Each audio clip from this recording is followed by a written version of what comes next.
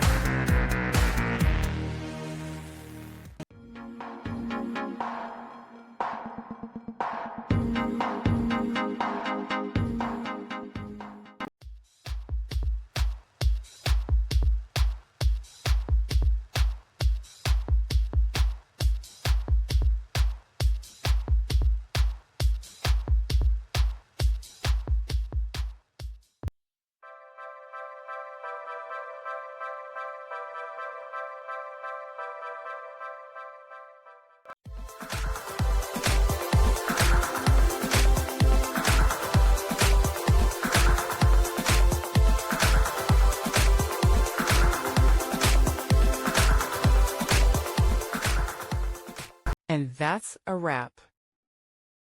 I hope you found the answer you were looking for. If you did, take a second to hit that subscribe button. It really helps out. And let me know in the comments which solution worked best for you. See you next time in the debug zone.